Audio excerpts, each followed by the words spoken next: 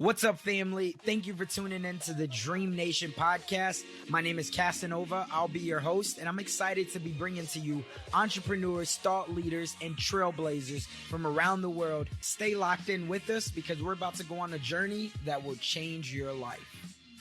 What's up, Dream Nation? We are back again with another episode that I am sure will not only inspire you, but it'll have you really figuring out how can I take my life to the next level. And so without further ado, please help me in welcoming my sister, Miss Tera Carissa Hodges. But I'm excited to have you on this show today because I know that you're going to inspire me to be able to figure out a little bit more about who I am, just as you have for so many other people. So I always like to make sure that we can give the proper introduction. And I like to compare us as entrepreneurs and thought leaders just to superheroes. And the reason being is because we're constantly putting on a cape, we're flying around the world, and we're trying to solve the biggest problems. So before you became this unified superhero, let's take it back to when you were just a young girl and tell us, who is Tera Hodges?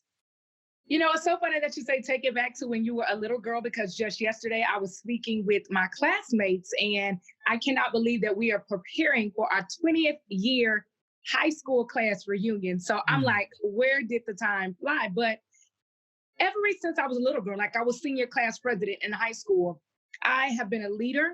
I've been a speaker. I've been outspoken. I've always spoken my truth. I've truly always been authentic to what I believe, right, wrong, or indifferent. I've always had a mouth on me. My mom still has letters to this day where teachers would write her and say, okay, she's smart, she's getting all A's, but she talks too much. And listen, that's not going to change. That hasn't changed. And my little mini me, she's going to talk a whole lot too. So where do you say you got that from? Like, was it your mom always instilling that into you to like speak up? And the reason why I ask is because right now there's a lot of people wondering, should they be speaking up? Obviously, there's so many injustices going on. And a lot of people feel like they have that truth, but yet they don't speak up and they can't show it with the type of conviction that you have. So where do you feel like that first came from? Is it all an innate ability, or did your mom instill something in you? You know what? I do believe that it's like Maybelline. Maybe I was born with it. And I really believe that. And this is why I really tell parents to be careful how you raise your child. Be careful how you speak to them, because there are some innate personality traits that we are born with, and it's not going to change. And so if you see that your child is being a little bit too bossy on the playground, you know, don't say quit being bossy. Say, hey, I noticed that you like to take the lead. That's good. It's great to be a leader, but learn how to share sometimes. And so it's speaking to what needs to be corrected in the child in that moment without killing their spirit. Because if they were born with that, and I'm a believer, if they're a Christian and God gave that to them, somewhere down the road in their life, they are going to need that boldness, that leadership. You know, in the ministry that I'm in as a life coach, as a thought leader, I need my boldness. I need my outspokenness. I need to have an opinion. I need to constantly be putting out there what I feel God is putting in my spirit to share with others. And so imagine where I would be, or the people connected to the ministry God has given me, where they would be if who I am had been killed too soon, or ahead of time, or just killed at all because I was misunderstood, or maybe people were trying to put me in a box that they said, hey, you know, a little girl shouldn't be as outspoken, or whatever the case may be. So just be careful about how you correct your children. I love it. I love it. And that gets me to thinking about, obviously, right before we went live, I had my son and my daughter in here. And there's so many things that us as parents, especially in the Black community, we grow up and so many things are off limits, as in speak when you're spoken to, stay in a child's place, right? We don't talk about money. And so with you saying, make sure that you protect your child's mind, I think that that's so crucial, especially in the world that we live in today, where social media is constantly putting something else on them to make them think that maybe they aren't where they're supposed to be. Maybe they're behind. And so for you, as you now have seen and helped so many young minds and even older minds figure out that they are where they're supposed to be, talk to me about what is the steps for someone to figure out who they are, because I've heard you say that a lot. Is there a way that someone can figure out their purpose and start to walk in it if they're confused right now? Absolutely. You know, I have a formula for purpose, and I'm sure other people have kind of taken it and run off with it, but and I've been ministering on it for years now. Your purpose is a combination of your past, your pain, and your passion. Let me say that again for people listening in. Your past, your pain, and your passion. Your past, what do you live through? What have you been through? Your pain, what caused you pain? What you have to learn how to kill through? And what are you passionate about? So for instance, you might say, oh, I am passionate about podcasting. Great. Okay. What have you lived through? What have you survived? How can you encourage other people? That's your purpose. And how did you figure that out? Was there a time that you were ever lost? Because now when people look at you and they see that, again, you have the ministry, you have thousands, hundreds of thousands of followers and an audience and a tribe. But for people right now that said, look, I'm so far behind that it feels like I'll never get there. Were you ever at that point, like a low point that then you said, here's how I got to develop this formula and start to walk in it? I will say this. I have been sure of who I am and my call since I was a teen. So for that, I'm grateful. However, and I just did another magazine interview on this earlier, your purpose is seasonal. For my Bible readers, you understand in one season of David's life, he was a shepherd. In another season, he was a warrior. In another season, he was a king. And so, yes, along my journey, there have been times where I've been like, okay, what's my purpose this season? I know where I was. I know where God is telling me I'm going to end up. But what am I supposed to be doing right now? And that's, a great question for anybody to ask themselves. Take it one day at a time. The Lord's Prayer says, give us this day our daily bread. And so instead of trying to figure out, well, who am I supposed to be, on the grand stage? Who am I supposed to be 10 years from now? Who am I supposed to be 5 years from now? Say, what am I supposed to be doing today? And when you start taking care of the things you need to take care of today, you've served your purpose. I heard you say something one time, which I thought was super dope. And you said there can't be a resurrection without a Absolutely. crucifixion. Talk to me about what that means. You know what? Everybody wants the victory story. Everybody wants the glam. Everybody wants the power, but nobody wants the process. But it is your process. It is your crucifixion. It is your low moments. It's your valley moments that make you. Going back to the Bible again, 1 Samuel 17, David was the only man out of thousands of men able to defeat Goliath because he was the only man out of thousands of men who was stuck on the backside of a mountain wrestling with lions and bears. And so he got the crown and the victory of defeating Goliath because he had been through the process of wrestling with lions and bears. And the reality of it is that the glitz and the glam that you see, if you are to obtain that and not just obtain, but maintain, it is going to require a process, and you can't fight that process. You can't despise that process. The only thing you can do is go through that process. Now, like Jesus, even Jesus cried on the cross and said, listen, why have you forsaken me? Even Jesus in the Garden of Gethsemane, he said, if this cup can pass from me, let it be so. So the pain in the process is not easy. Your past, the things that God has used to develop you, it's not easy. And listen up, and it's not even fair. It's not fair. And that's the biggest hiccup that I see so many people go through in life. What happened to me wasn't fair. Name one person in this life that can say everything I've been through was fair. Nothing has been fair. When you study the autobiography of Nelson Mandela, in prison for what? That wasn't fair. Dr. Martin Luther King killed for what? That wasn't fair.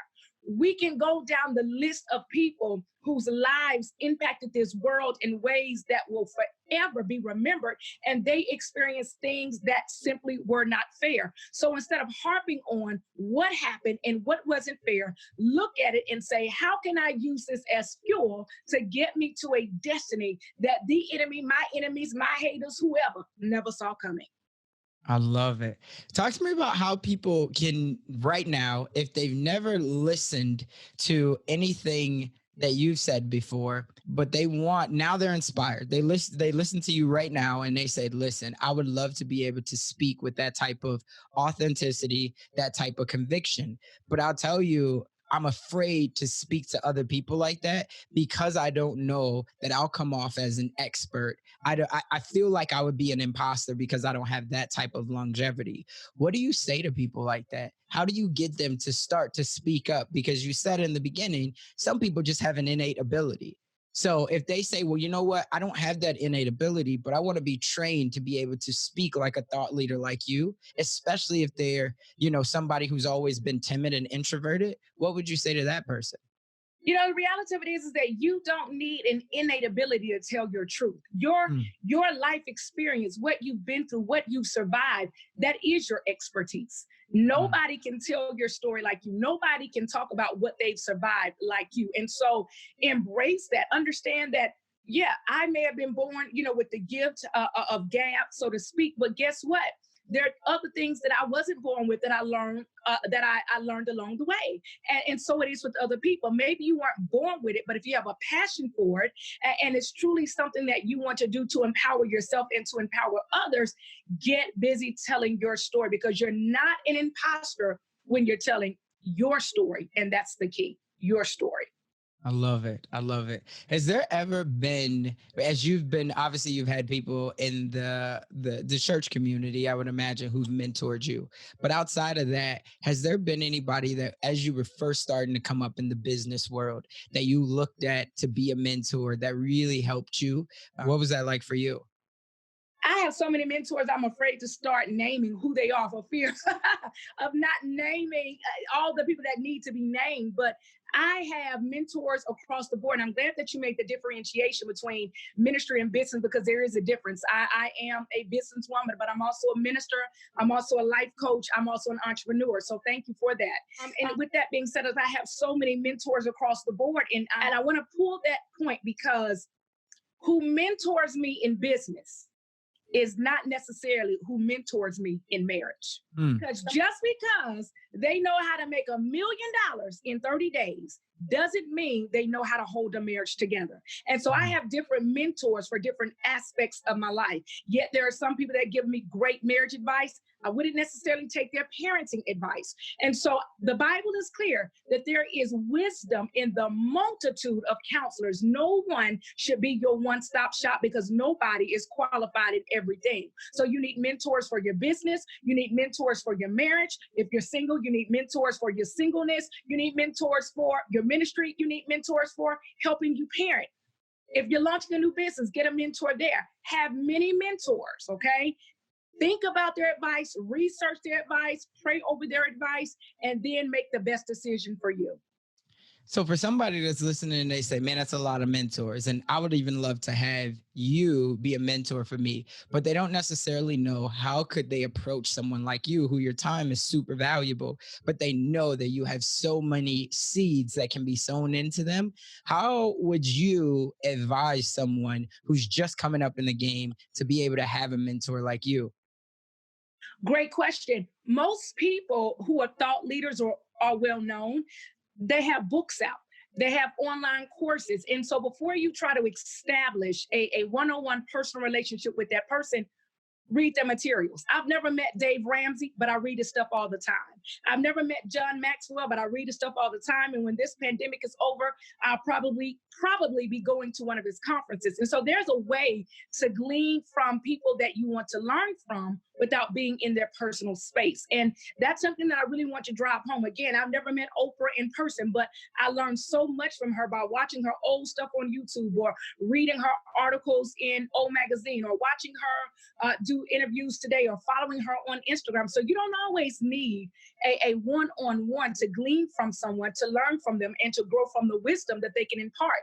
You look at people like Joel Osteen, who has written countless books. You look at people like Bishop T.D. Jakes, who has written countless books. And so I would say do the research to find out, what have they already released? What have they already given of themselves in the atmosphere?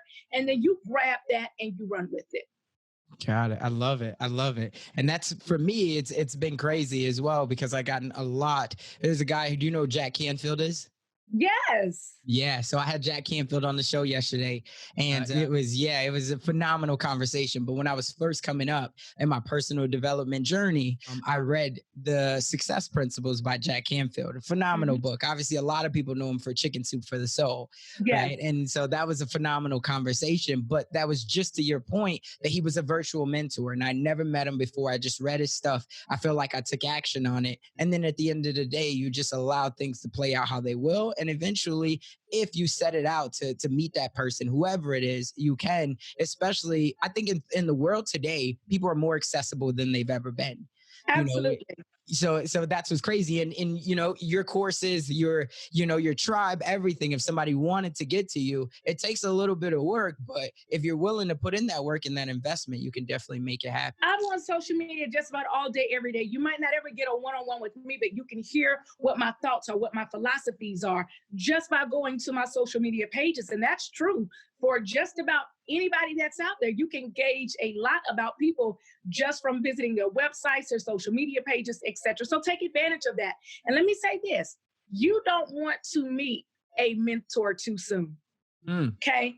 So I always tell people, develop yourself before you market yourself. Because if you meet someone too soon, they might see you as an understudy, where if you wait and go through the process of becoming and meet them at the right time, they'll come to see you as a partner.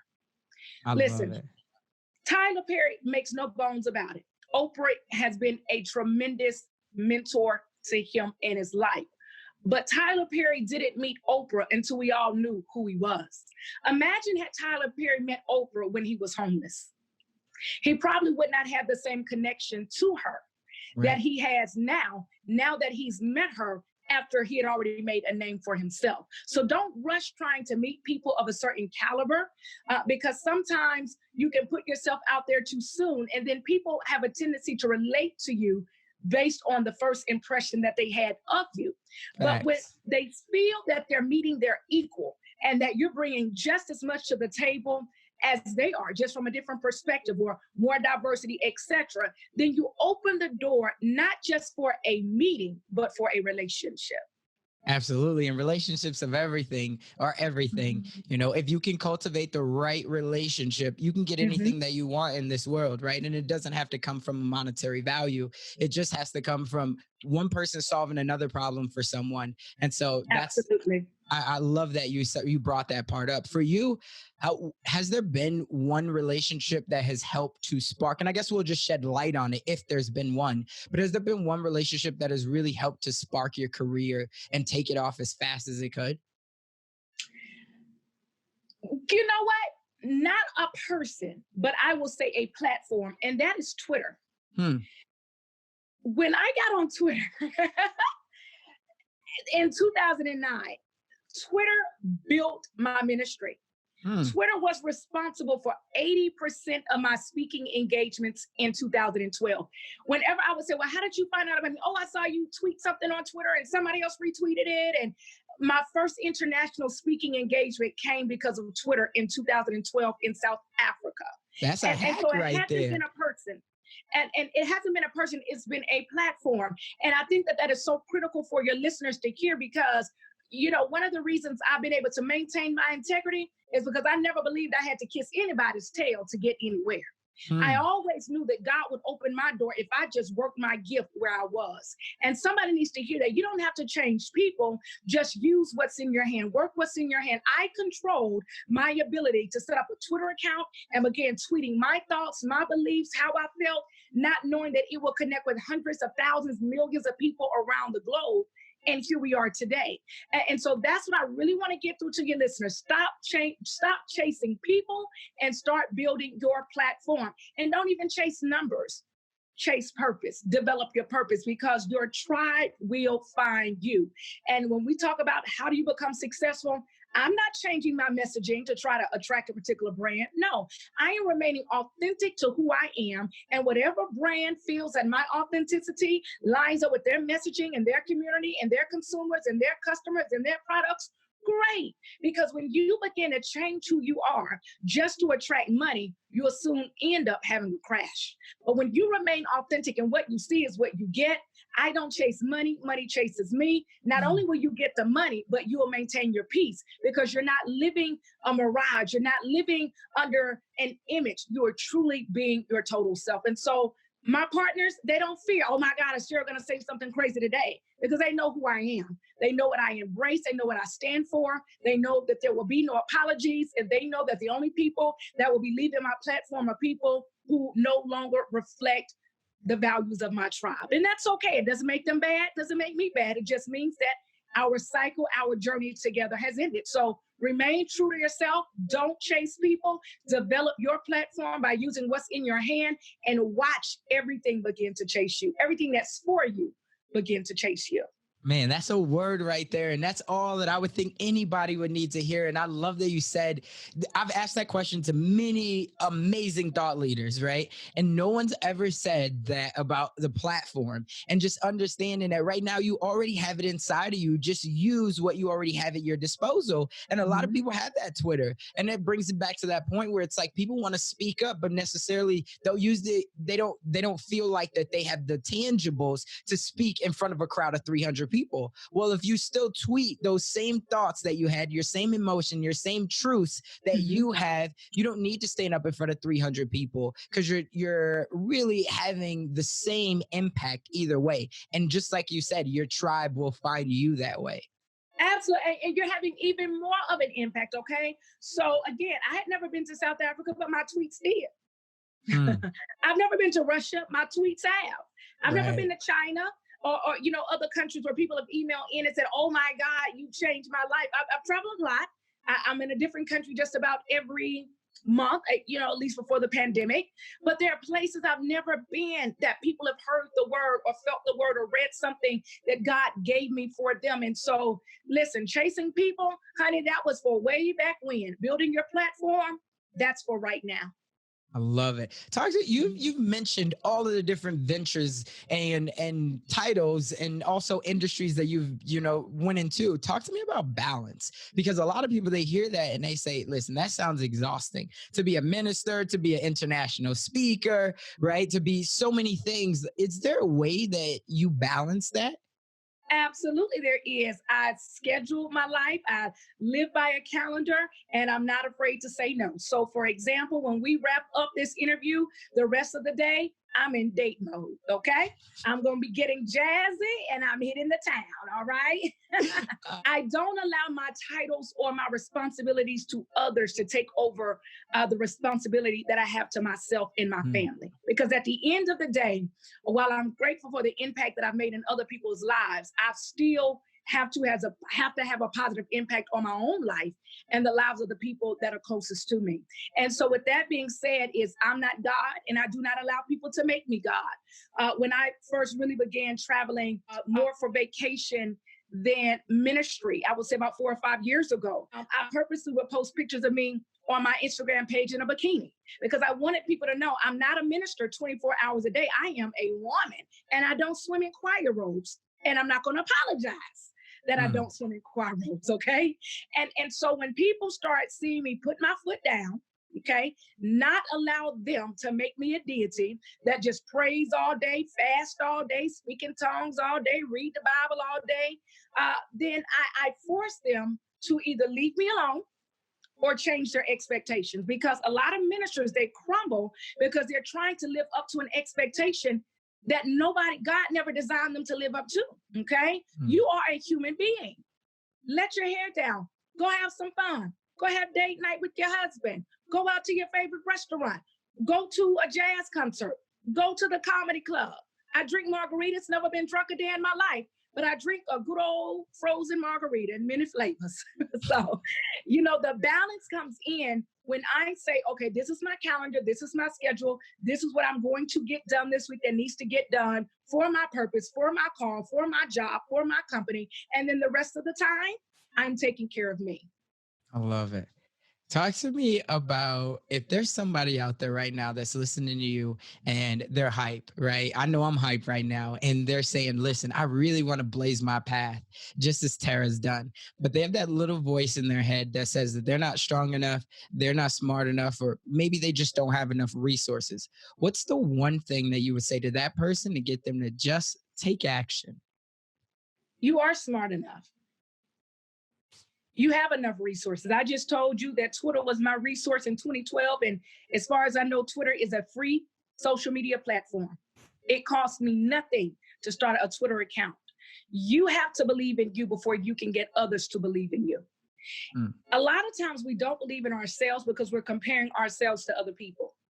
You got to stop comparing yourself to other people, because you're comparing your now to their now, when they had a beginning just like you've got a beginning. And so instead of comparing yourself to other people, again, this is, today, okay? Our daily bread. What can you do today to get one step closer to where you want to be? Focus on that. Not on, oh my God, I don't have what she has. I don't have a production team. I don't have $1 million. Whatever you don't have, don't consider. Okay. When the prophet showed up to the widow woman's house, he asked her, what is in your house? He didn't ask her what she didn't have, because what she didn't have was irrelevant. He said, what do you have in your house? She says, I've got, some oil. And that's what he worked with. So Moses, what's in your hand? Now work with what's in your hand. Love it. For anybody that wants to stay connected with you, where can they find you at? Head to my website, Tera, Tera, Carissa, CARISSA.com. You can read my bio. You can connect to all of my social media links there. On Facebook, which still connects to my website, but I'll give it to you anyway. That verified page, so you'll know you're on the right page. It has a big blue check mark. It is verified. Is Facebook.com/speak Tera Carissa. And that's Tera Carissa, CARISSA. Got it. Well, we'll definitely put all of those links in the show notes. But remember, Dream Nation, just as she said, you are smart enough and you are enough, but you have to take action. Otherwise, it'll only merely be a fantasy. That's all we have on this one. I want to say thank you again for coming to hang out with us, and we'll catch you on the next one. That's all we got for this episode. Thank you for sticking around. That truly means a lot to me, and hopefully that means that we delivered massive value on this one. If you haven't already, the way that you could say thank you to myself and the team is just by heading over to iTunes and leaving a review and a rating. That's what iTunes loves to see. That's how we get out there even more, and I would definitely be grateful for it. I know the team would as well. Do me a favor and head on over to DreamNationPodcast.com. That's where you're going to be able to find all of the resources that we talked about in today's episode, as well as more exclusive content. And you'll also be able to sign up to our email list where we have more exclusive content. And we always love to hear the feedback from you all, because you're our tribe. So remember, in the dream we trust. We'll see you on the flip side.